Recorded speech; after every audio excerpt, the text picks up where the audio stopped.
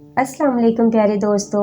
नागिन एपिसोड 5। अब इसका सर बालों के साथ नीचे हो गया था और इसके लंबे बाल परिया की मुट्ठी में थे। परिया इसे इसी तरह खींचते हुए चलने लगी और सोफे पर बैठकर बोली, सुनो कौशल्या, इस समय तुझे महाराजा ने याद किया है, इसलिए तुम्हें तैयार कराकर वहाँ भेजा जा रहा है।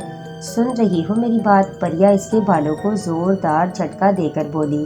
जी कनीज़िया, तकलीफ की शिद्दत से कौशल्या दोहरी हुई जा रही थी। तुमने अगर वहाँ कोई ऐसी वैसी बात करने की कोशिश की तो वापस आकर तुम्हारा हशर नशर कर दिया जाएगा। तुमने महाराजा से सिर्फ हूँ हाँ में बात करनी है, कोई शिकवा शिकायत या फालतू बात नहीं करनी। ये कहते हुए फिर जोर से इसके बालों को झटका दिया, वरना सारी रात यहाँ उल्टा लटका के रखूंगी और खाल उधेड़ूंगी। ऐसा ही होगा कनीज़िया, कौशल्या बमुश्किल आवाज निकाल रही थी। तब परिया ने इसके बाल छोड़े और पूनम और कमला से मुखातिब हुई, तुम दोनों ने इस पर पूरी नज़र रखनी है और इसके साथ होना है। जो हुक्म कनीज़िया। महाराज दरबार जा चुके थे और शकुंतला का बनाव सिंगार कनीज़े कर रही थी।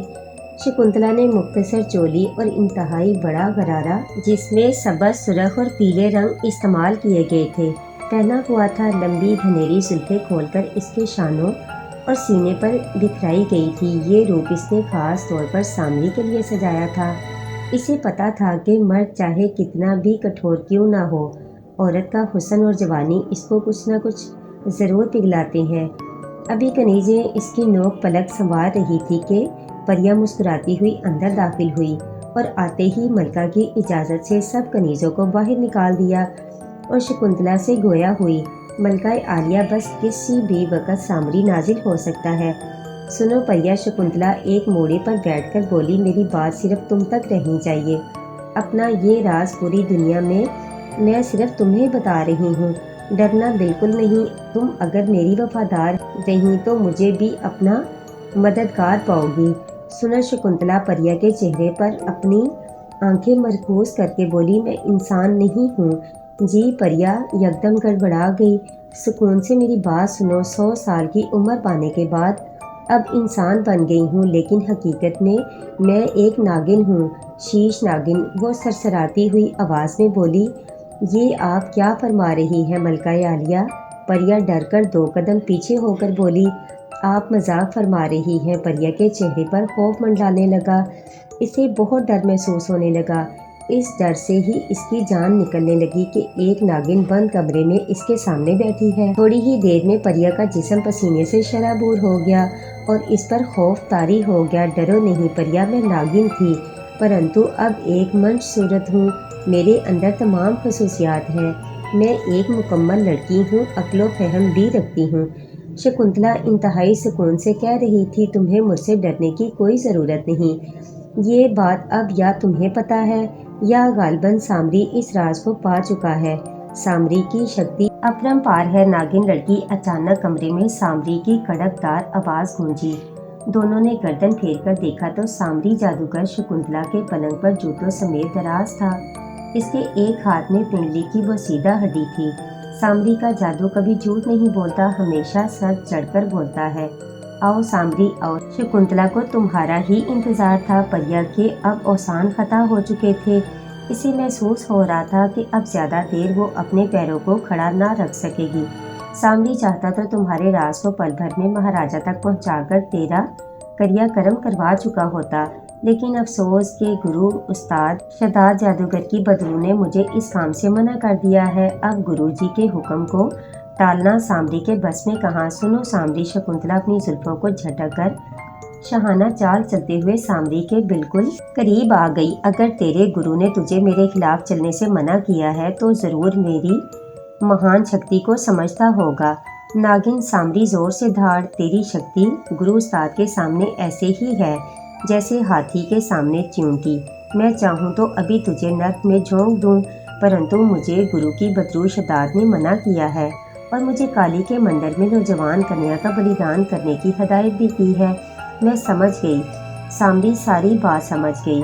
शकुंतला मुड़ा खींचकर पलंग के करीब लाकर सामरी के चेहरे के करीब ही बैठ गई और बोली, तुम्हारा गुरु और तू काली के सेवक हो जो जुल्म की देवी है اور ہم ناگ دیوتا کے پجاری ہیں جو رحم کرنا نہیں جانتا۔ ہم دونوں ہی سامری ظلم کی گود میں پروان چڑھے ہیں۔ کیا تم اپنے کسی جاب یا کالی دیوی پر بلیدان کرتے وقت کسی منچ پر دیا کرتے ہو؟ بالکل نہیں۔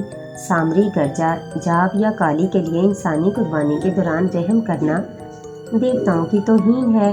میں بھی یہی کہتی ہوں سامری، مجھے بھی انسان بنانے کے لیے انسانوں نے ہی اپنے جیسے انسانوں کے 100 سال تک ناگ دیوتا کو بلیدان پیش کیے، اور اب مجھے اپنا انسانی وجود قائم اور جوانی برقرار رکھنے کے لیے ہر ماہ انسانی خون کی ضرورت ہوتی ہے۔ اب اگر شکنتلا یا سامری عام انسانوں پر رحم کرنا شروع کر دیں تو دیوتا ناراض ہو جائیں گے۔ اسی طرح اگر ہم نے ایک دوسرے کے خلاف کام کیا تو بھی دیوتاؤں کا عذاب ہم پر نازل ہوگا۔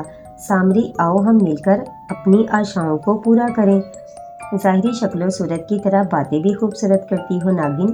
سامری ایک انگلی سے اس کی تھوڑی اٹھاتے ہوئے بولا، تمہاری باتوں پر میں کبھی اعتماد نہ کرتا اگر میرے گرو نے مجھے تمہارے خلاف کام کرنے سے منع نہ کیا ہوتا، کیونکہ مجھے پتا ہے کہ تو سانپ ہے اور سانپ کسی کا دوست نہیں ہوتا۔ سانپ بے وفائی کی علامت ہے۔ تم لوگ تو اپنی نسل کے دشمن ہو۔ سامری، شکنتلا کھڑی ہو گئی اور مصنوعی چال سے بولی، اگر ہم اچھے نہیں تو جادوگروں نے کون سی دنیا میں اپنی عزت بنائی؟ یہ بھی ہر دور میں ذلیل و خوار ہی ہوئے ہیں۔ کبھی کسی مقام پر جادوگر بادشاہ نہیں ہوتا۔ تمہاری طرح اگر اپنے آپ کوئی بہت بڑا جادوگر کہلواتا ہے تو اس کا مقام اور اس کی زیادہ سے زیادہ عزت یہ ہوتی ہے کہ وہ کسی عام انسان کی طرح حکومت میں شاہی جادوگر بن کر بادشاہ کے پیچھے دن رات دم ہلاتا رہتا ہے۔ شکنتلا، سامری غصے سے مٹھیاں گھینچ کر کھڑا ہو گیا۔ شکنتلا سچ کہہ رہی ہے سامری، کہلاتے تم جادوگروں کے بادشاہ ہو اور شکنتلا کو پیغام بھجواتے ہو کہ کمرے کے دروازے بند رکھنا، میں ملنے آؤں گا۔ ایک عام سے مہاراجا کا تمہیں اتنا ڈر ہے کہ گندی نالی کی موری سے اندر آتے ہو؟ شکنتلا، سامری نے آگے بڑھ کر شکنتلا کے بال پکڑ لیے۔ پریا ایک کونے میں سہمی کھڑی دونوں کی بحث سن رہی تھی۔ اسے ڈر تھا کہ کہیں مہاراجا کو اطلاع نہ کر دی جائے۔ سامری چاہے تو تجھے ابھی نشٹ کر دے، مورخ۔ سامری، اور کر بھی کیا سکتا ہے ایک لڑکی پر ہاتھ اٹھانے کے سوا؟ تو اگر اتنا بڑا جادوگر ہے تو تجھے کسی ریاست کا مہاراجا ہونا چاہیے۔ اپنے گرو کی بات مان اور میرا ساتھ دے، ورنہ تجھ پر کالی دیوی کا عذاب بھی آ سکتا ہے، تجھ سے تیری ساری طاقتیں چھن سکتی ہیں۔ کالے علم کا سیوک ہو کر کالی طاقتوں کا راستہ مت روک، اسی میں تیری بھلائی ہے۔ کہتی تو ٹھیک ہے، سامری ٹھنڈا ہوتے ہوئے بولا۔ اس نے شکنتلا کے بال چھوڑ دیے۔ شکنتلا اپنے بالوں کو سہلاتے ہوئے سامری کے پیچھے کھڑی ہو گئی اور پیچھے سے اپنی باہیں اس کی بغلوں میں ڈال کر اس کے شانے پکڑتے ہوئے پیار سے بولی، سامری آؤ ہم ایک ہو جائیں اور دونوں مل کر اس وسیع ریاست پر اپنی حکمرانی قائم کریں۔ میں سانپوں کی ملکہ ہوں اور ہر روپ اختیار کر سکتی ہوں، اور تو جادوگروں کا بادشاہ۔ ہم دونوں بادشاہ اور ملکہ بن جاتے ہیں۔ تو کالی کا سیوک، میں ناگ دیوتا کی داسی۔ ہم دونوں ظلم کی پیداوار ہیں۔ آؤ کالی طاقتوں کے فروغ کے لیے ہم ایک ہو جائیں۔ ٹھیک ہے شکنتلا، پرنتو چند دن صبر کر، میں پھر آؤں گا۔ شکنتلا تمہارا انتظار کرے گی سامری، شکنتلا نے کہا۔ اس کے ساتھ ہی سامری غائب ہو گیا۔ سامری کے جاتے ہی شکنتلا نے ایک لمبی سانس لی اور پھر اسے پریا کا خیال آیا، جو مڑ کر دیکھا تو پریا ایک کونے میں کھڑی پسینے میں شرابور تھر تھر کانپ رہی تھی۔ پریا اوپر، یہ تو ڈر رہی ہے، شکنتلا نے آگے بڑھ کر اس کو گلے سے لگاتے ہوئے کہا، اور پریا کو کسی حد تک سکون آیا۔ شکنتلا نے اس کو کھینچ کر پلنگ پر بٹھایا۔ دیکھ پریا، تو اب میری ساتھی ہے، اب تو ڈرنا چھوڑ دے، میرے ساتھ رہ زندگی بھر عیش کرے گی، اور ایسے مناظر سے تو تجھے روز واسطہ پڑے گا۔ اب اپنے آپ کو ان کا عادی بنا لے۔ ملکہ عالیہ، پریا نے بمشکل حواس بحال کرتے ہوئے کہا۔ بولو پریا۔ ملکہ عالیہ، آپ سامری کو کہہ رہی تھی کہ آپ کو انسانی خون کی ضرورت ہوتی ہے۔ پریا ڈرتے ڈرتے بولی، یہ بات بالکل حقیقت ہے پریا، اور آج کے بعد میرے لیے نوجوان انسانی خون کی فراہمی تمہاری ذمہ داری ہوگی، بلکہ آج تجھے میرے لیے ایک خوبصورت طاقتور صحت مند مرد کا بندوبست کرنا ہوگا۔ اگر سامری نے ساری باتیں مہاراج کو سنا دی تو یہ ناممکن ہے، वैसे भी इन तमाम बातों का इसके पास कोई सबूत नहीं। और परिया शकुंतला ने लहजा बदलते हुए कहा, तुम अब मेरी और सामरी की राजदार हो। अगर इनमें से किसी बात की भिनक भी किसी को पड़ी तो मैं तुम्हारा खून पी जाऊंगी। अगर तुम मेरा साथ मुखलिसाना तरीके से दोगी तो ताबाना की हुकूमत हाथ आने के बाद शकुंतला और सामरी के बाद तुम्हारी हैसियत तीसरी बाअख्तियार शख्सियत की सी होगी। अब तुम अच्छी तरह सोच लो कि ऐशो इशरत और बेपनाह इख्तियारात से लबरेज जीवन गुजारना चाहोगी या दर्दनाक मौत। आखिरी अल्फाज कहते हुए शकुंतला के लहजे में बेपनाह सफा की ऊद कर आई थी, जिसको महसूस करके परिया शकुंतला के कदमों में गिर गई। मैं तो आपकी दासी हूँ हुजूर, आपकी बात को कैसे टाल सकती हूँ। आप मुझे मोम की गुड़िया समझें, जिस तरह मोड़ेंगी मोड़ जाऊंगी, जो रूप भी बख्शेंगी मुझे मंजूर है। आपकी मर्जी पर चलूंगी। शाबाश परिया शाबाश।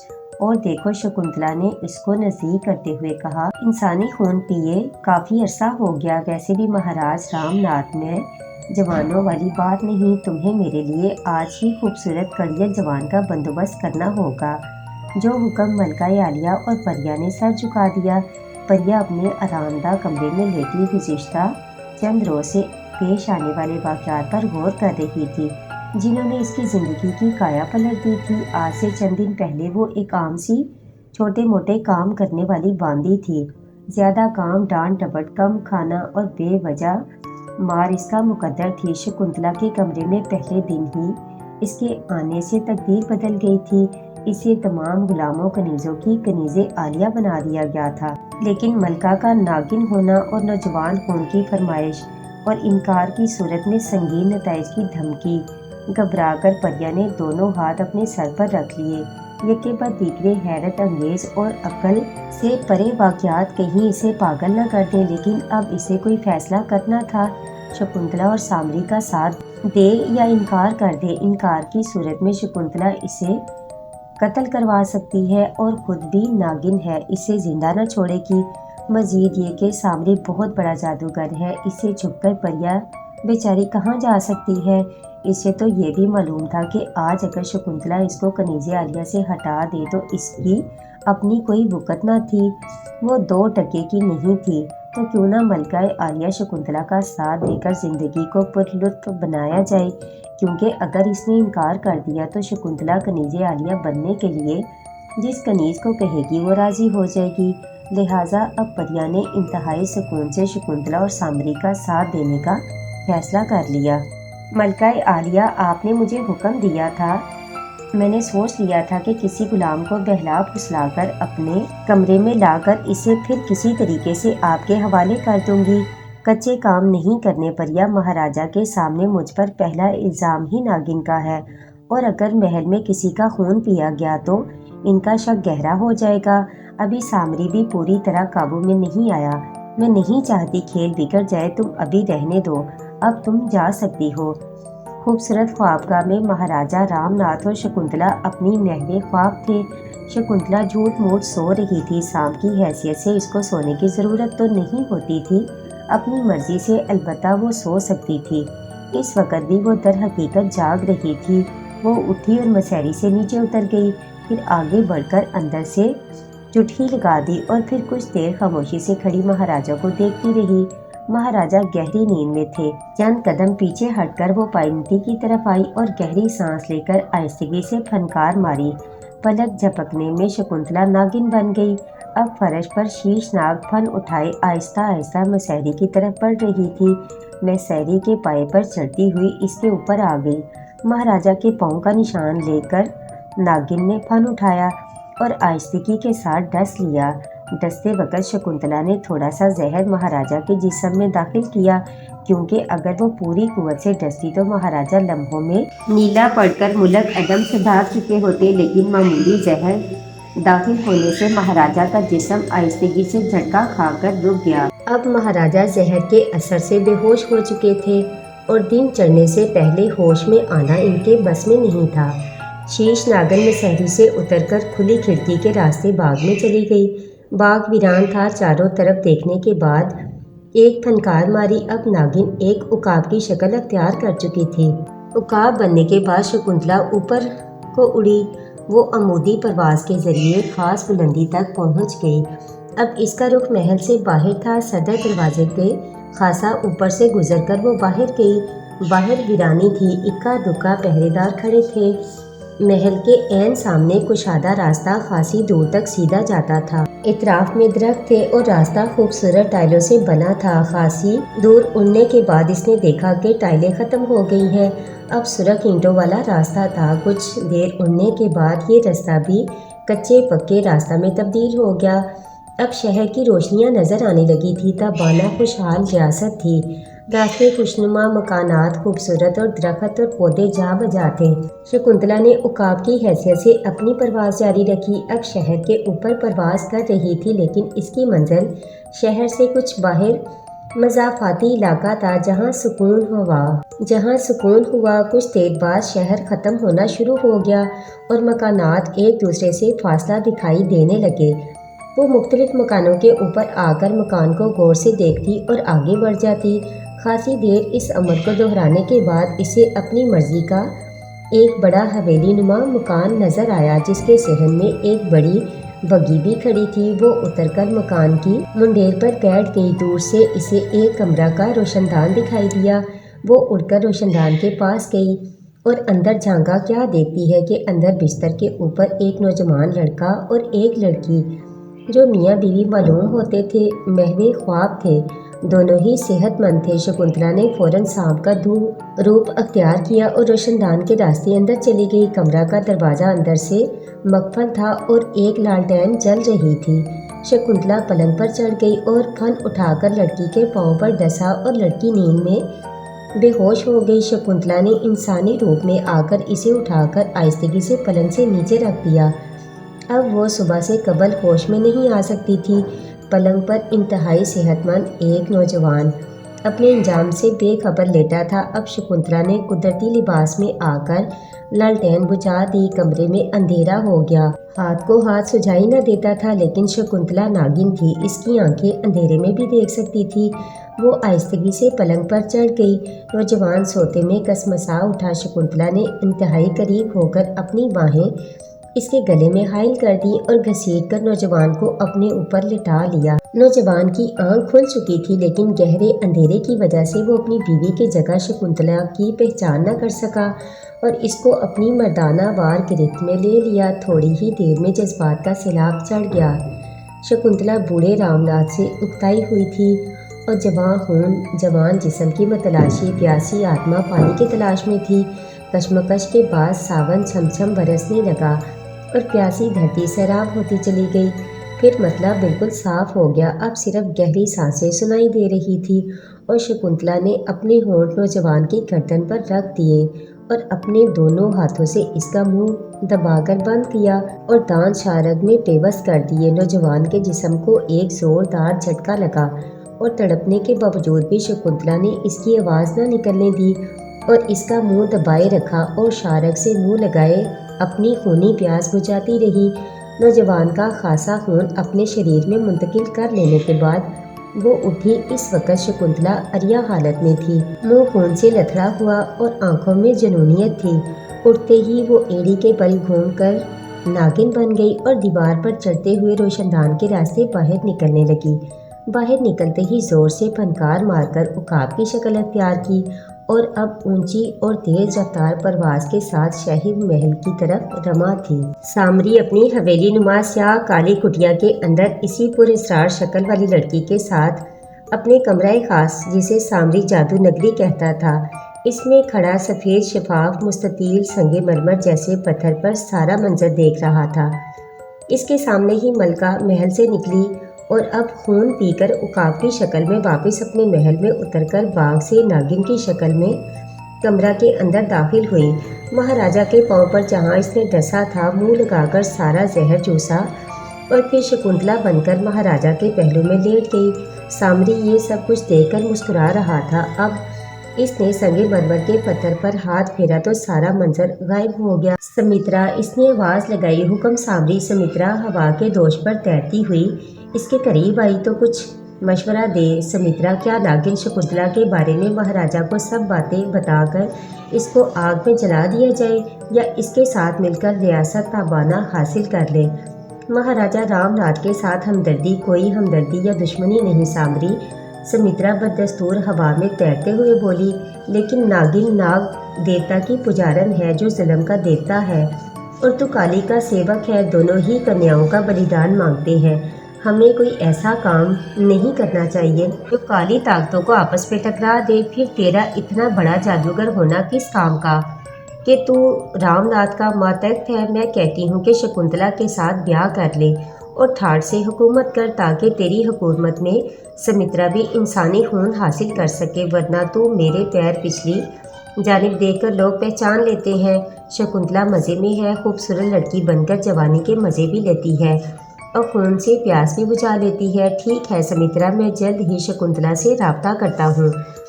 آج صبح سے ہی شکنتلا نہایت ہی شوق اور تر و تازہ لگ رہی تھی۔ مہاراجا کے ساتھ ناشتہ کرنے کے بعد اس نے بناؤ سنگار اپنی خصوصی کنیزوں سے مکمل کروایا۔ آج اس نے مہاراجا کو کہہ دیا تھا کہ وہ بھی دربار جائے گی اور اس کے علاوہ واپسی پر پورے محل کا دورہ کرے گی، لیکن یہ بات سوائے مہاراجا کے کسی اور کو معلوم نہ تھی۔ ملکہ شکنتلا اس وقت نہایت خوبصورت لباس میں ملبوس تھی۔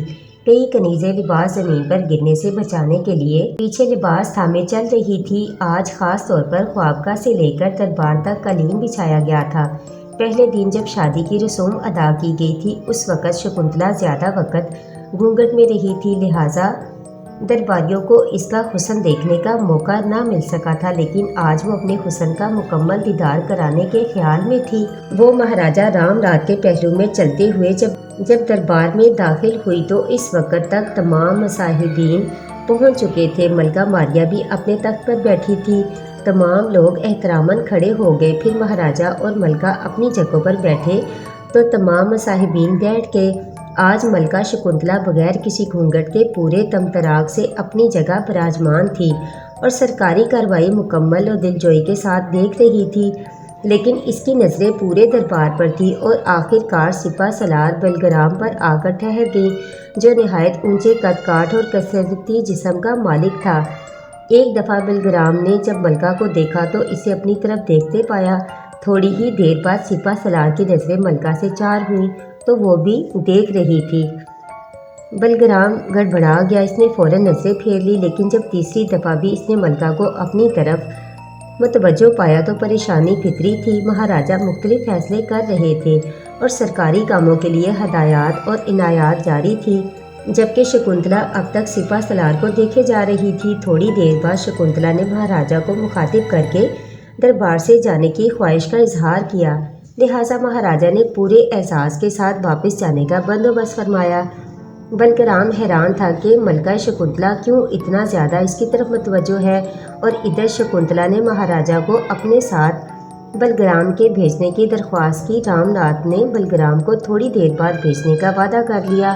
شکنتلا نے ایک سرے سے محل کا دورہ کرنا شروع کیا۔ پریا، کملا، پونم اور دوسری کنیزوں کی ایک فوج اور شاہی محل کی انتظامیہ بھی اس کے ساتھ تھی۔ سب سے پہلے شاہی محل سے باہر آتے ہی اس نے حافظ دستے کے سربراہ سے پوچھا کہ محل کی حفاظت کے لیے کیا انتظامات ہوتے ہیں۔ اس نے بتایا کہ محل جو کئی ہزار ایکڑ پر مشتمل ہے، اس کے گرد موٹی سیسہ پلائی دیوار ہے اور دیوار 15 گز اونچی اور 7 گز چوڑی ہے۔ اس کے اوپر ہر وقت مسلح افواج کے دستے تعینات رہتے ہیں اور ہر 50 گز کے فاصلے پر گرم تیل یا پانی کے ابلتے کڑاہ ہر وقت تیار ہوتے ہیں، تاکہ اگر بیرونی فوج حملہ آور ہو کر شہر پر قبضہ بھی کر لے تو محل آسانی سے فتح نہ کر سکے۔ یہ محل نہ صرف پرآسائش ہے بلکہ حفاظتی نقطۂ نظر سے کسی قلعے سے کم نہیں۔ شکنتلا نے تھوڑی دیر محل کی دیوار پر چڑھ کر سرسری نظر سے سارا نظام دیکھا اور نیچے اتر گئی۔ اب وہ محل کے اندر کی انتظامیہ کے دفتر کی طرف جا رہی تھی۔ یہاں کا سربراہ ایک ادھیڑ عمر شخص کھڑا ہو گیا۔ اس کو یہ توقع نہ تھی کہ ملکہ اچانک دورے پر آ جائے گی۔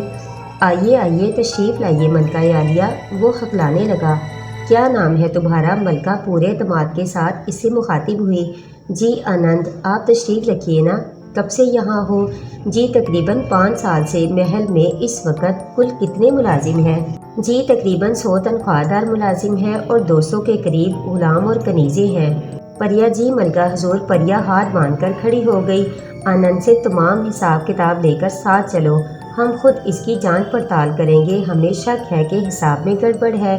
नहीं मलका हजूर, आपको गलत फहमी हुई। बकवास मत करो सिपाहियों, इसे गिरफ्तार कर लो। फिर शकुंतला अपने चारों दुश्मनों के पास गई। रणदीप, तिलक राय, करम सिंह वगैरह इस वक्त शकुंतला को हैरत और खौफ भरी निगाहों से देख रहे थे। मुंह में कपड़ा होने की वजह से सब बोलने से कासिर थे। मैं शकुंतला नागिन हूँ। मेरे नाग को तुम लोगों ने मेरे सामने जलाकर मार दिया था। इस वक्त मैं बेबस थी, लेकिन आज वक्त शकुंतला की गिरफ्त में है। तुम चारों को मैं अपने हाथों से कत्ल करूंगी, लेकिन इससे पहले तुम्हारा वो हश्र करना है कि तुम मौत मांगने लगो। इतने में परिया एक थैले में बासी रोटियां ले आई। परिया शकुंतला ने हशमगी निगाहों से देखकर पूछा, तुम्हारे साथ कोई और भी ख्वाबगाह में आया है? नहीं मलका आलिया, परिया एतमाद से बोली। मैंने खुद दरवाजे पर खड़े होकर निर्मला को रोटियां लाने भेजा था।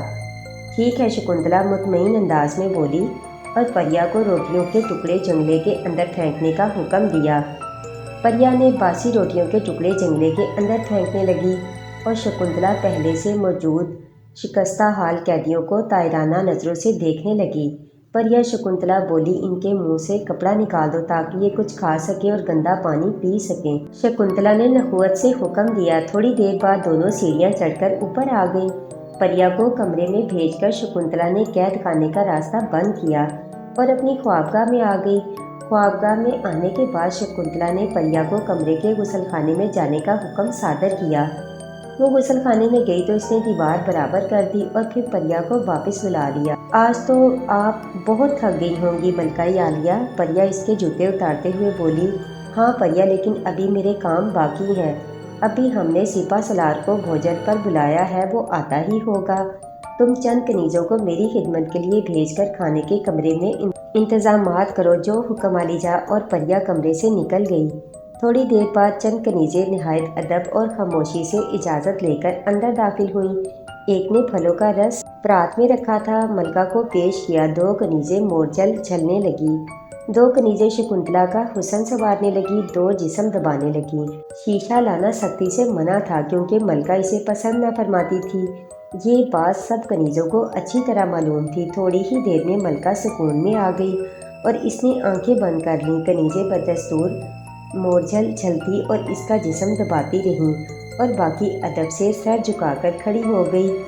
अभी थोड़ी ही देर गुजरी थी कि परिया अंदर दाखिल हुई और आहिस्ता से शकुंतला के अंगूठे पर गुलाब का फूल मारकर इसे मतवज्जो किया और बोली, मलका आलिया, सिपा सलार बलगराम खाने वाले कमरे में तशरीफ ला चुके हैं और आपका इंतजार कर रहे हैं। शकुंतला उठकर बैठ गई। एक कनीज ने इसके पांव बारी बारी अपनी गोद में रखकर जूते पहनाए और फिर मलका ने खड़े होकर एक नज़र अपना जायजा लिया और जुल्फों को एक झटका देकर चल पड़ी।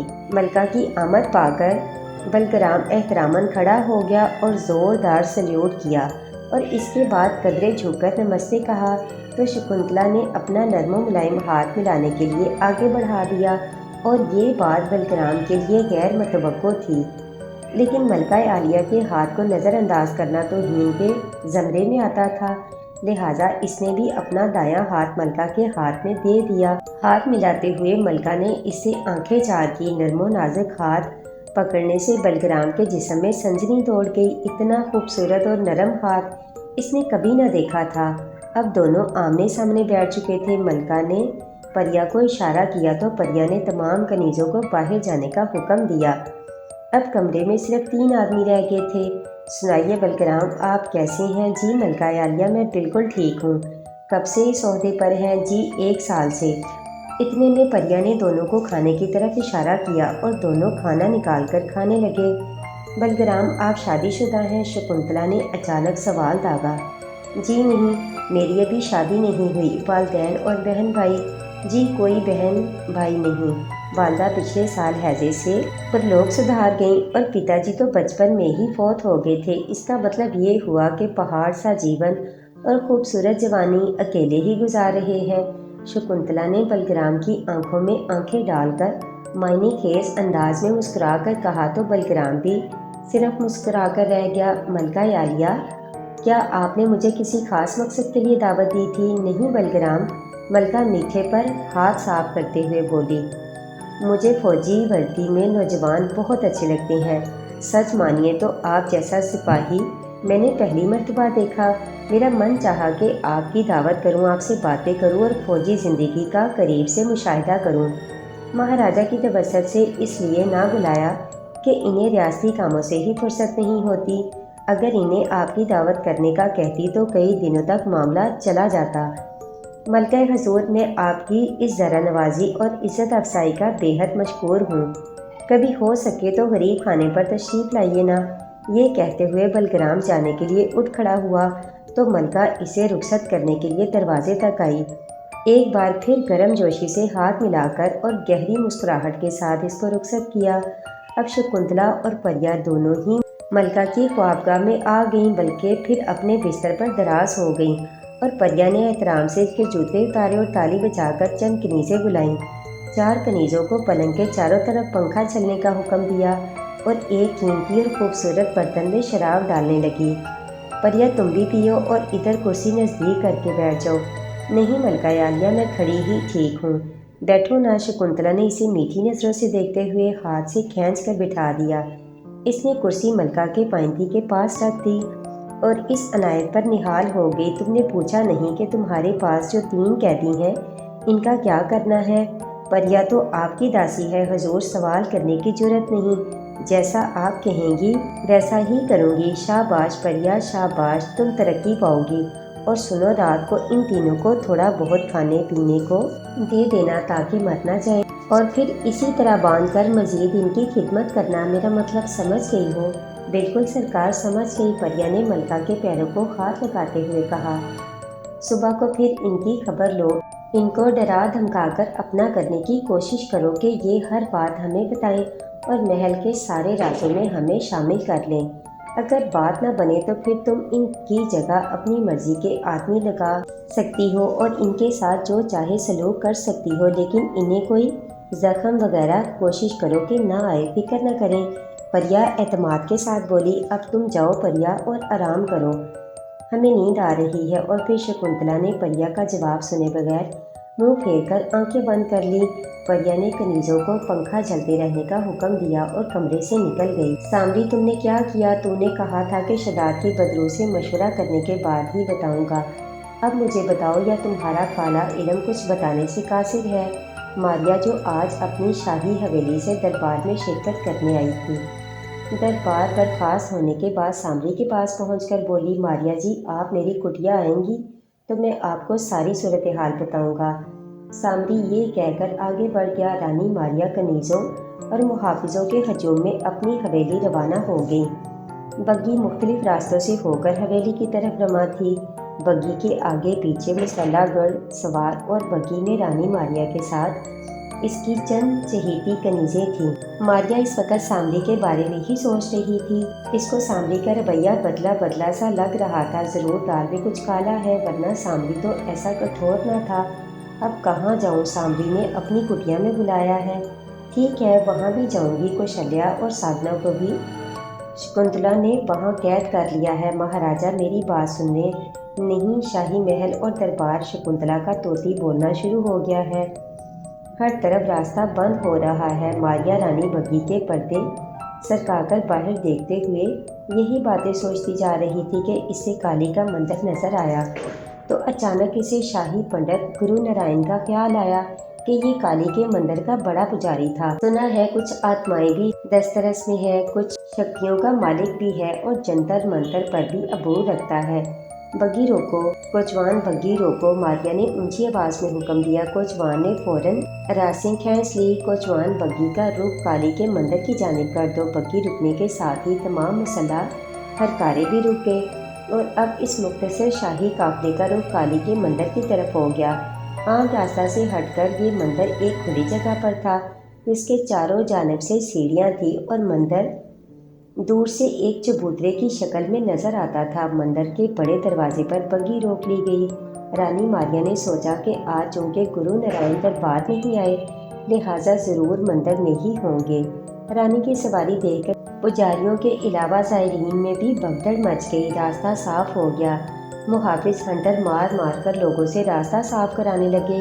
कुछ ही देर में रास्ता साफ हो गया। रानी मारिया कनीज़ों और मुहाफिजों के दरमियान सीढ़ियाँ चढ़ती हुई ऊपर जाती गई। दो कनीज़ों ने इसका लिबास संभाला हुआ था। सीढ़ियाँ ख़त्म होने के बाद जब ऊपर आई तो मंदिर के तमाम पुजारी और दासियाँ रानी मारिया की झलक देखने के लिए इकट्ठे हो चुके थे और कई गुरबा ने हाथ भी फैला दिए। मारिया के हुक्म से इसकी कनीज़ें जो कौशल्या के बाद बनाई गई थी, पूजा ने अशरफियों की थैली में से अशरफियाँ लुटानी शुरू कर दी और मुहाफिज दस्ता रानी मारिया को घेरे में लेकर शाही पुजारी गुरु नारायण के हुजरे की तरफ चल पड़ा। गुरु नारायण का हुजरा मंदिर के बरामदे के आखिर में जाकर एक तहखाने में था, जहाँ खूबसूरत सीढ़ियाँ बनाई गई थी। गुरु नारायण को मारिया की आमद की इतला फौरी तौर पर पहुंचा दी गई थी और वो रानी मारिया की स्वागत के लिए ऊपर ही आ रहा था। जब लोगों को मारिया ने जो हमरा थे बाहर ही रुकने का हुक्म दिया और ख़ुद अकेली अंदर चली गई, सब लोग बाहर रुक गए। मारिया ने अंदर जाकर दरवाज़ा बंद कर लिया। गुरु नारायण कदरे फैले हुए जिस्म का मालिक था। कानों में झल्ले और गले में माला, सुर्ख रंग का चोला पहने हुए थे। चेहरे पर करख्तगी छाई हुई थी। ये ना सिर्फ शाही पुजारी था बल्कि काली के मंदिर का महान पुजारी होने के साथ साथ रियासत ताबाना के तमाम गुरु पंडित पुजारियों के लिए काबिल एहतराम था। रानी मारिया को देखते ही खौफनाक अंदाज में मुस्कुराया। आए रानी जी, मेरी महान शक्ति कहती थी कि सब तरफ से मायूस होकर रानी मारिया काली देवी के स्थान ओश आएगी। पुजारी जी, मेरी सहायता करें, मैं तो लूट गई, बर्बाद हो गई। रानी बेखटके गुरु नारायण के शानों पर हाथ रखकर सिसक पड़ी। गुरु नारायण मुस्कुराते हुए माला जपता रहा और फिर रानी से मुखातिब हुआ। रानी जी, सांवरी से भी तो आपने मदद तलब की थी, इसका क्या बना? पंडित जी, मुझे मायूस न करें, सांवरी की बात छोड़े, मुझे तो वो भी शकुंतला से मिला हुआ नजर आता है। आप ही मेरी सहायता कर सकते हैं। आप महान हैं, आपकी शक्ति अपरंपार है, आपको काली का वास्ता। रानी गुरु नारायण एकदम जलाल में आ खड़ा हुआ। काली का वास्ता देकर काली ताकतों को आपस में दस्तों गिरेबान करना चाहती हैं तो सुन, वो लड़की शकुंतला इंसान नहीं, नागिन है। वो सांवरी के बस की नहीं। सांवरी तो इसके माजी में झांकने के लिए भी अपने गुरु की बदरू से मदद लेने पर मजबूर हो गया था। इसको काबू करना सिर्फ गुरु नारायण के बस में है। हमने कठिन तपस्या के बाद वो शक्तियाँ कब्जे में की हैं जो सांवरी की अगली 10 नस्लें भी नहीं कर सकती। और रानी मारिया तो खामोश सकते के आलम में गुरु नारायण को देख रही थी, जैसे इसे पंडित जी की किसी बात का एतबार न आ रहा हो। वो नागिन है। पंडित जी, आप सच कह रहे हैं? तो क्या ख्याल है तेरा, हम झूठ बकते हैं? सुनो मारिया, वो नागिन है। तेरे लिए बेहतर यही है कि इसके मुकाबले पे न आ। वो बहुत शातिर है। इंसानी खून इसकी खुराक और जुल्म तशद्दुद इसका खासा है। गुरुजी, आप तो महान हैं। आप अगर कोशिश करें तो वो आपके ताबिया हो सकती है। हाँ, हो सकती है, परंतु इसके कारण हमें तीरथ स्नान करना पड़ेगा। काली देवी के मंदिर कलकत्ता जाकर 90 दिन के लिए मुसलसल बनवास लेना पड़ेगा। तब जाकर हमें वो शक्ति दान हो सकती है कि हम इस नागिन के जहर से और नाग देवता के कहर की दस्तरस से बच सकें।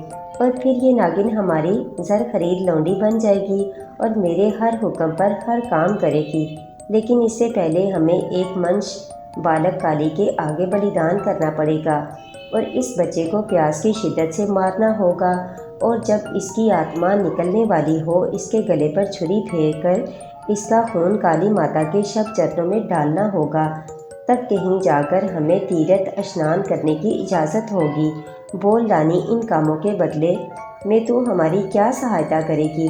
मैं अपने जीवन के कष्ट दूर करने के लिए हर काम करने को तैयार हूँ। पंडित महाराज, बस तुम मेरी सौतन का करिया कर्म करो, हम तुम्हारा एहसान कभी न भूलेंगे। ये कहते हुए मारिया गुरु नारायण के सीने से लग गई। तो फिर जा रानी मारिया, इंतज़ार कर इस समय का जब हम तुम्हें यहाँ बुलाएं। और सुनो बालिक, हरामकारी का नतीजा होना शर्त है। आपकी बड़ी कृपा है पंडित जी। मारिया दोनों हाथ माथे तक ले जाकर प्रणाम करते हुए बोली। शकुंतला आंखें बंद किए आरामदा मसैरी पर लेटी हुई थी। कनीजें मोरजल चल रही थी और 2 कनीजें पास खड़ी इसकी टांगें दबा रही थी। शकुंतला ने सोचा कि इस विचार में ہو ناگن سامری کا جادو سر چڑھ کر بولتا ہے۔ سامری نے ہاتھ میں پکڑی انسانی پنڈلی کی ہڈی لہراتے ہوئے پورے غرور کے ساتھ کہا۔ اس کے کاندھے پر ایک آنکھ والا الو بیٹھا تھا۔ خوش ہو جا سامری نے تیری سہایتا کا فیصلہ کر لیا ہے۔ اگر تیرا ساتھ مجھے مل جائے تو ساری دنیا میرے قدموں میں ڈھیر ہو جائے اور شکنتلا ناقابل تسخیر بن جائے گی۔ سامری جی، شکنتلا پلنگ سے اتر کر سامری کے شانوں پر ہاتھ رکھ کر بولی۔ ہاں شکنتلا دیوی دیوتاؤں کی یہی اچھا ہے کہ کالی کا سیوک اور ناگ دیوتا کی چہیتی ایک ہو جائیں اور چھا جائیں اس بے وقوف دنیا پر۔ اب میں جا رہا ہوں، تجھے جب میری ضرورت ہو تو دل میں بس 3 دفعہ سامری سامری سامری کہہ دینا، میں الادین کے جن کی طرح تیری مدد کو آ جاؤں گا۔ یہ کہہ کر سامری ایک دم غائب ہو گیا اور اس کے جاتے ہی کنیزیں مورچل چلنے لگی اور پاؤں ڈالنے والیاں بھی حرکت کرنے لگیں اور حیران نظروں سے شکنتلا کو دیکھنے لگیں کہ وہ ابھی تو پلنگ پر تھی، اب پلنگ سے نیچے اتر کر کیسے کھڑی ہو گئی۔ شکنتلا، تمہارے روپ میں دیوتاؤں نے مجھے اپسرا دان کر دی۔ رام ناتھ شکنتلا کو ہلاتے ہوئے بولا، اور آپ کا ساتھ ملا تو میں نے جانا کہ مجھے دنیا میں سورگ مل گیا۔ شکنتلا نگاہیں جھکا کر شرمیلے لہجے میں بولی تو رام ناتھ اس ادا کی تاب نہ لاتے ہوئے اس کی نشیلی آنکھوں میں کھو گئے۔ آج بلکرام کو تم نے دوپہر کے بھوجن پر بلایا تھا؟ رام ناتھ نے اچانک کچھ یاد آنے کے انداز میں کہا۔ جی ہاں، محل کا دورہ کرتے ہوئے وہ مجھے ملا تھا تو اتنے میں بھوجن وقت ہو گیا اور وہ واپس جانے لگا تو میں نے اسے روک لیا۔ اچھا نہیں لگتا تھا کہ سپہ سالار کو بغیر کھانے کے واپس جانے دیا جاتا۔ چلو ٹھیک ہے، مہاراجا شکنتلا کے پاس لیٹتے ہوئے بولا۔ محل کا دورہ کرتے وقت مجھے خبر ملی ہے کہ تم نے کچھ لوگوں کو گرفتار کیا تھا۔ جہاں پناہ آپ تو سارا دن دربار میں مصروف ہوتے ہیں تو یہ سرکاری اہلکار اپنے فرائض سے غفلت برتتے ہیں اور مکاریاں دکھا کر حساب کتاب میں الٹ پھیر شروع کر دیتے ہیں۔ میں نے ان کے تمام کھاتے اور حساب جانچ پڑتال کی غرض سے قبضے میں لیے اور ان کو فیصلہ تک گرفتار کر لیا ہے۔ اگر حسابات ٹھیک ہوئے تو چھوڑ دیا جائے گا اور اگر آپ کہتے ہیں تو صبح ہی چھوڑ دیتے ہیں۔ شکنتلا نے آخری جملہ قدرے خفگی سے بولا تو مہاراج بولے، نہیں شکنتلا، میرا یہ مطلب ہرگز نہیں، بلکہ میں تو خوش ہوا کہ تم نے سرکاری کاموں میں میرا ہاتھ بٹانا شروع کر دیا ہے۔ میں تو ان 4 قیدیوں کو بھی لے آئی ہوں جنہیں آپ نے میرے ساتھ گرفتار کیا تھا۔ شکنتلا مہاراج کی آنکھوں میں آنکھیں ڈال کر بولی، چلو اچھا کیا، اب تم جانو تمہارا کام۔ مہاراج نے کہا اور شکنتلا خود سپردگی کے عالم میں ان کے آگے بستی چلی گئی اور تھوڑی ہی دیر میں مہاراج رام ناتھ نیند کی دیوی کی میٹھی آغوش میں سما گئے۔ شکنتلا جو جھوٹ موٹ سونے کی اداکاری کر رہی تھی، آہستگی سے اٹھی اور مہاراج کو بغور دیکھنے لگی۔ مہاراج مکمل طور پر گہری نیند سو چکے تھے۔ شکنتلا نے فوراً ناگن کا روپ اختیار کیا، رام ناتھ کو ہلکا سا ڈس کر بے ہوش کر دیا اور قید خانے کا دروازہ کھول کر قالین کے نیچے سے ایک ہنٹر نکال کر ہاتھ میں پکڑا اور قید خانے کی طرف چلی گئی اور دیوار برابر کر دی۔ سیڑھیاں اتر کر اس نے ناگن کا روپ اختیار کیا اور پنجرہ نما کیبن کے اندر داخل ہو گئی، جہاں رندھیر وغیرہ آڑے ترچھے سو رہے تھے۔ قید کی سختیوں سے ان کی حالت بہت خراب تھی، کپڑے پھٹے ہوئے، داڑھی بڑھی ہوئی۔ شکنتلا انسانی روپ میں آ کر چند لمحے انہیں حقارت سے دیکھتی رہی۔ اب اسے ارجن کا خیال آ گیا۔ وہ منظر اس کی آنکھوں کے سامنے پھرنے لگا جب ارجن آگ کے شعلوں میں گرا بے بسی کی موت مر رہا تھا۔ شکنتلا کے دل میں انتقام سر اٹھانے لگا۔ ارجن کے قاتل اس کے سامنے آج بے بس ہو چکے تھے۔ شکنتلا نے فوراً ہنٹر گھما کر رندھیر کو رسید کیا تو وہ تڑپ کر رہ گیا، اس کی آنکھ کھل گئی۔ اپنے سامنے شکنتلا کو پا کر وہ گگیانے لگا۔ شکنتلا نے یکے بعد دیگرے کئی ہنٹر چلائے، جس سے سب قیدی اٹھ کھڑے ہوئے اور سہمی نظروں سے شکنتلا کو دیکھنے لگے، جو بڑے غرور سے مسکرا رہی تھی۔ ارجن کے قاتلوں، آج تم میری مٹھی میں ہو، تم نے میرے ارجن کو بے بسی کی موت مارا ہے، میں تمہیں عبرت کا نشان بنا دوں گی، ہمیں معاف کر دیں۔ گاؤں کا سرپنچ تلک رائے بولا، ہم ساری زندگی تمہارے چرنوں میں غلاموں کی طرح گزار دیں گے۔ کرم سنگھ موت کو سامنے دیکھ کر باقاعدہ رونے لگا تھا۔ میرا تو کوئی قصور نہیں، نوجوان بولا۔ شکنتلا بہن، ہمیں آزاد کر دو، رندھیر بے چارگی سے بولا، موت کو نظروں کے سامنے دیکھ کر بہن کہتا ہے کتے۔ شکنتلا نے کوڑا زور سے رندیر کے منہ پر مارا تو وہ چیخنے لگا۔ خون کی لکیریں اس کے چہرے پر نمودار ہونے لگی۔ میرا 100 سالہ ساتھی مر رہا تھا اور تو اسے ناٹک کہہ رہا ہے؟ خبیث، میرا نام شکنتلا ہے۔ میں انسان نہیں، ناگن ہوں۔ میرے دل میں رحم کا خانہ ہی نہیں۔ دوسروں کو تکلیف میں دیکھتی ہوں تو میرا دل باغ باغ ہو جاتا ہے۔ پانی پانی، کرم سنگھ تڑپ کر بولا تو شکنتلا نے جوتے کی نوک اس کی کمر پر رسید کی، جس سے کرم سنگھ درد کی شدت سے بلبلا کر دوہرا ہو گیا۔ پانی نہیں، میں تمہیں پیشاب پلواؤں گی۔ اب تمہاری زندگی میں خوشی کی کوئی رمق نہیں ہوگی۔ باقی سارا جیون تم سسکتے، تڑپتے، بلکتے اور شکنتلا سے رحم کی بھیک مانگتے گزارو گے۔ شکنتلا خوشی سے کہکہ لگاتی ہوئی بالوں کو خوبصورت انداز میں جھٹک کر تیزی سے سیڑھیاں چڑھنے لگی۔ پہلے سے موجود دونوں قیدی ملکہ کو سانپ اور پھر عورت بنتے اور پھر دیوانہ وار ظلم کرتے دیکھ کر بے ہوش ہو چکے تھے۔ سپہ سالار بلگرام اپنے گھر کے باغیچے میں ٹہل رہا تھا۔ رات خاصی گزر چکی تھی مگر نیند اس کی آنکھوں سے کوسوں دور تھی۔ جب سے وہ شکنتلا سے ملاقات کر کے آیا تھا اسے کسی پل اور کسی کل چین نہ تھا۔ شکنتلا کی من موہنی صورت رہ رہ کر اس کی آنکھوں کے پردے پر آ رہی تھی۔ اس کا جی چاہ رہا تھا کہ اسے پر لگ جائیں اور وہ جا کر شکنتلا کو باہوں میں لے لے۔ وہ سوچ رہا تھا کہ بار بار شکنتلا کا دربار میں میری طرف متوجہ ہونا اس بات کی نشانی ہے کہ ملکہ شکنتلا مجھے پسند کرنے لگی ہیں۔ اس کی وجہ یہ بھی ہو سکتی ہے کہ مہاراجہ رام ناتھ بوڑھے ہیں اور شکنتلا بالکل نوجوان، اور میں بھی بھرپور جوان ہوں، بلکہ خوبصورت اور صحت مند ہونے کے ساتھ ساتھ تابانہ کی فوج کا سپہ سالار بھی ہوں۔ یقیناً ملکہ مجھ سے پیار کرنے لگی ہے۔ یہ سوچ کر بلگرام کا دل خوشی سے تیز تیز دھڑکنے لگا۔ وہ سوچ رہا تھا کہ شکنتلا جیسی حسین دوشیزہ کا ساتھ مل جائے تو مزہ آ جائے۔ آج صبح ہی محل جا کر مہاراجہ کے دربار جانے کے بعد ملکہ سے ملاقات کروں گا اور اسے اپنے دل کی حالت سنا دوں گا۔ یہ سوچتے ہی بلگرام کو قرار آ گیا اور وہ صبح محل جا کر شکنتلا سے ملاقات کرنے کا تہیہ کر کے واپس اپنے کمرے میں آیا اور سو گیا۔ ایک بھاری جسامت اور سانولے رنگ کا آدمی 5 سالہ بچے کو اٹھائے کالی ماتا کے مندر کی سیڑھیاں چڑھ رہا تھا اور تھوڑی دیر بعد وہ مندر کے بڑے پجاری گرو نارائن کے روبرو تھا۔ پنڈت جی، مجھے رانی ماریا نے بھیجا ہے، بھاری جسامت والے نے رازدارانہ لہجے میں پجاری کو بتایا تو گرو نارائن نے چونک کر اسے دیکھا اور ایک پراسرار مسکراہٹ اس کے ہونٹوں پر رینگ گئی۔ پھر بولا، کچھ اور بھی رانی ماریا نے پیغام بھیجا ہے یا نہیں؟ انہوں نے کہا ہے کہ یہ بچہ میری ایک کنیز کا ہے۔ وہ کنیز پہلے ایک تاجر کے گھر میں تھی اور تاجر نے اس کنیز کے حسن کو جی بھر کے پامال کیا تھا اور اسی پامالنی عزت کے نتیجہ میں یہ بچہ دنیا میں آیا اور یہ حرام کاری کا منہ بولتا ثبوت ہے۔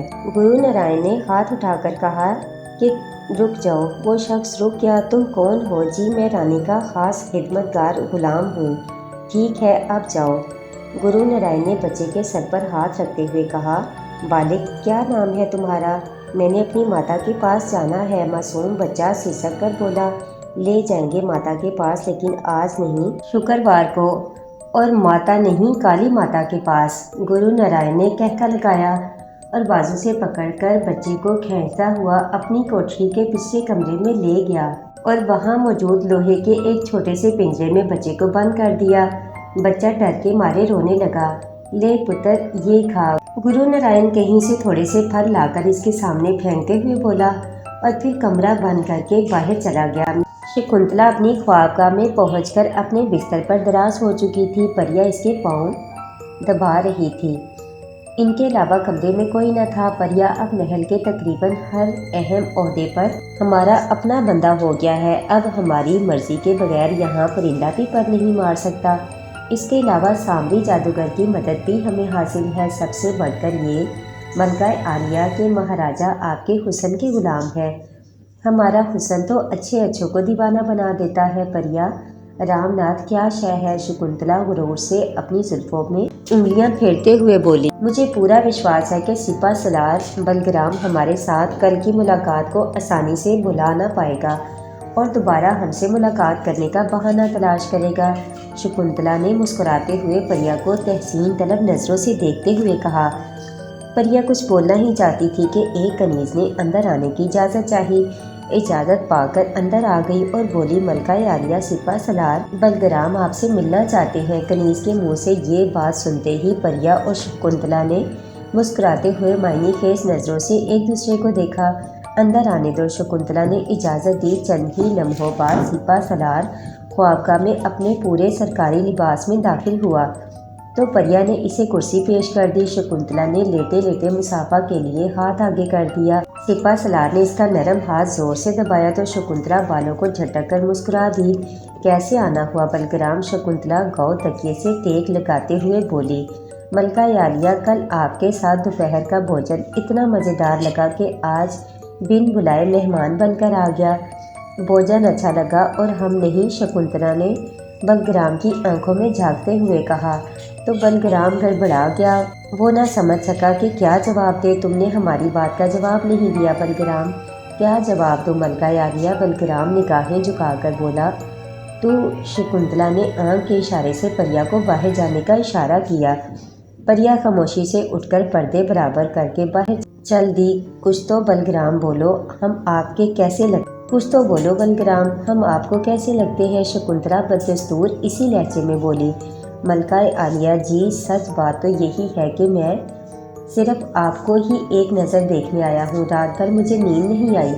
آج صبح ہی فیصلہ کر لیا تھا کہ آپ کو آج پھر ملوں گا بلگرام۔ شکنتلا نے اس کے ہاتھ پر ہاتھ رکھتے ہوئے کہا، تم ایک مکمل وجیح جوان ہو۔ مہاراجہ رام ناتھ بوڑھے اور نامکمل، تم کبھی کبھی ملنے آ جایا کرو، ہمارا من بھی بہلا رہے گا۔ ضرور آیا کروں گا ملکہ عالیہ، آپ کی سونی صورت مجھے خود یہاں کھینچ لائے گی۔ اتنے میں پریا نے اندر آنے کی اجازت چاہی اور اندر آ کر بولی، ملکہ عالیہ بھوجن تیار ہے، تناول فرما لیجیے۔ ملکہ اٹھی اور بلگرام کا ہاتھ پکڑ کر بولی، آؤ بلگرام، اور وہ کھانے کے کمرے کی طرف چل دیے۔ تھوڑی ہی دیر بعد ملکہ اور بلگرام کھانے کی میز پر بیٹھے تھے۔ کنیزیں کھانا لگا رہی تھی کہ اچانک باہر بہت سے قدموں کی آوازیں ابھری۔ ان آوازوں کا رخ اسی کمرے کی جانب تھا۔ شکنتلا اور بلگرام دونوں نے ایک دوسرے کو حیرت سے دیکھا۔ مہاراجہ رام ناتھ دربار میں بیٹھے تھے اور رانی ماریا ان کے ساتھ والے تخت پر پورے وقار سے بیٹھی تھی۔ مہاراجہ کی طرف دیکھ کر شکوے بھری آواز میں بولی، یوں لگتا ہے جہاں پناہ کی نظروں میں ہماری اہمیت ختم ہو گئی ہے۔ نہیں ماریا، یہ بات نہیں، ہم جلد ہی تمہاری حویلی میں آئیں گے۔ بہت مشکل ہے عالیجا، اب تو ڈر لگتا ہے کہ وہ ناگن آپ کی جان لے کر ہی چھوڑے گی۔ کیا کہہ رہی ہو ماریا؟ تمہیں ایسے الفاظ منہ سے نکالنے سے پہلے سوچنا چاہیے۔ مہاراج ذرا خفگی سے بولے، سوچا تو وہاں جاتا ہے سرکار جہاں شک ہو۔ یہ بات تو یقینی ثابت ہو چکی ہے۔ شکنتلا ناگن ہے اور انسانی روپ میں آپ کو بے وقوف بنا رہی ہے۔ بکواس مت کرو ماریا۔ مہاراج اپنے تخت پر کھڑے ہو گئے۔ سب درباری بھی اچانک متوجہ ہو گئے۔ آپ جوش کی بجائے ہوش سے کام لیں تو میں ثابت کر سکتی ہوں کہ شکنتلا انسان نہیں ناگن ہے، ناگن ہے۔ یقین جانیں مہاراج، مجھے آپ کی جان پیاری ہے، شکنتلا واقعی ناگن ہے جو 100 سال بعد انسان بن گئی ہے۔ آپ چاہیں تو شاہی جادوگر سامری سے تصدیق کرا سکتے ہیں۔ ماریا نے جان بوجھ کر پہلے سامری کا نام لیا، حالانکہ اسے پتا تھا کہ وہ آج دربار سے چھٹی پر ہے۔ سامری تو آئے نہیں مہاراجا، کچھ سوچ کر ٹھنڈا پڑتے ہوئے بولے، پھر آپ شاہی پنڈت گرو نارائن کو بلا کر تصدیق کریں۔ گرو نارائن حاضر ہو۔ مہاراجہ رام ناتھ نے آواز بلند کہا۔ گرو نارائن اپنی جگہ سے اٹھ کر آہستگی سے چلتے ہوئے شاہی چبوترے کے نزدیک آ گیا۔ گرو نارائن مہاراج تذبذب کے عالم میں بولے، تمہارا علم اور تجربہ کیا کہتا ہے؟ کیا شکنتلا ناگن ہے؟ جان کی امان پاؤں تو کچھ عرض کروں۔ گرو نارائن قدرے جھجکتے ہوئے بولا، امان ہے۔ مہاراج نے پرسوز لہجے میں کہا، میں نہ تو جادوگر ہوں اور نہ علم نجوم پر دسترس رکھتا ہوں، لیکن تجربہ اور مشاہدے سے اتنا ضرور جانتا ہوں کہ ملکہ شکنتلا پلکیں نہیں جھپکتی، اور یہ امر اس بات کی پہلی نشانی ہے کہ ہو سکتا ہے کہ وہ ناگن ہو، لیکن یقین سے کچھ نہیں کہہ سکتا۔ ایک ثبوت میں بھی پیش کروں گی حضور۔ ماریا رانی پرجوش لہجے میں بولی، جلدی بتاؤ۔ شکنتلا کے کمرے اور اس کی رہائشی حدود میں میرے جاسوسوں کی اطلاع کے مطابق درپن رکھنے کی اجازت نہیں۔ مشہور یہ کیا گیا ہے کہ شکنتلا درپن سے نفرت کرتی ہے اور ناگوں کی تاریخ بتانے والے کہتے ہیں کہ 100 سال بعد کوئی بھی روپ اختیار کر لینے والی ناگ درپن کے سامنے اپنے اصل روپ میں ظاہر ہو جاتی ہے، یعنی شکنتلا اگر ناگن ہوئی تو شیشے میں اس کا عکس ناگن کا ہی ہوگا۔ رانی ماریا انکشاف کرتے ہوئے بولی، تو پھر گھوڑا بھی حاضر ہے اور میدان بھی۔ وزیر اعظم بال ٹھاکرے جو اس بحث کو دیکھتے ہوئے قریب آ گیا فیصلہ کن لہجے میں بولا، تو پھر ہم ابھی زنان خانے چلیں گے۔ مہاراج اٹھتے ہوئے بولے، اگر شکنتلا ناگن ہوئی تو اس کو فوراً آگ میں جلا دیا جائے گا، اور اگر یہ الزام جھوٹا ثابت ہو گیا تو ماریا کو اسی آگ میں پھینک دیا جائے گا۔ مہاراج کے آخری جملے سے ماریا کا دل بیٹھنے لگا۔ اگر گرو نارائن کی بات غلط ہوئی اور شکنتلا ناگن نہ ہوئی، پھر اس کی اپنی موت یقینی تھی۔ بہرحال اسے ساتھ تو چلنا ہی تھا، اور شیشہ سے گریز والی بات بھی اسے معلوم ہو چکی تھی۔ سپہ سالار کہاں ہے؟ مہاراج اونچی آواز میں بولے۔ وہ تو آج نہیں آئے جہاں پناہ، بال ٹھاکرے نے ادب سے کہا۔ چلو ٹھاکرے، تم اور گرو نارائن، تم بھی سپاہیوں کا ایک دستہ ساتھ لے لو، درپن بھی لے چلو، آج اس بات کا فیصلہ ہو ہی جائے۔ اور تھوڑی ہی دیر میں اچھا بھلا ہجوم شکنتلا کی رہائش کی جانب چل پڑا۔ زنان خانے میں پہنچ کر کنیزوں کی زبانی معلوم ہوا ملکہ کھانے کے کمرے میں ہے اور سپہ سالار بلگرام بھی وہیں ہے۔ یہ سن کر مہاراج کا پارا چڑھ گیا۔ وہ وزیر اعظم، گرو نارائن، ماریا اور دیگر اہم زماں کے ساتھ سیدھے کھانے کے کمرے میں داخل ہو گئے۔ سامنے ہی شکنتلا اور بلگرام ایک ہی میز پر آمنے سامنے بیٹھے ہوئے کھانا شروع کرنے والے تھے۔ مہاراج آپ! شکنتلا حیرانگی سے کھڑی ہو گئی۔ بلگرام، آج تم دربار کیوں نہیں آئے؟ مہاراج نے شکنتلا کو نظر انداز کرتے ہوئے بلگرام سے مخاطب ہو کر کہا۔ جی جناب، وہ میں دراصل سپہ سالار سے کوئی بہانہ نہ بن سکا۔ جواب دو بلگرام۔ رام ناتھ گرج کر بولے، تم دونوں میں کیا چکر چل رہا ہے کہ تم نے کل بھی کھانا شکنتلا کے ساتھ کھایا اور آج بھی تم یہی ہو، جبکہ دربار باقاعدہ لگا ہوا ہے۔ دیکھیے جہاں پناہ، دیکھیے! ماریا خوشی سے چلائی۔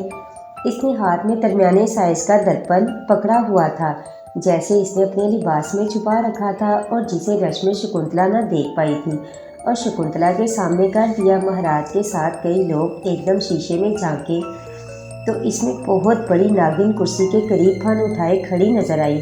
مہاراج کی کھوپڑی گھوم گئی۔ گرفتار کر لو سپاہیوں ان دونوں کو!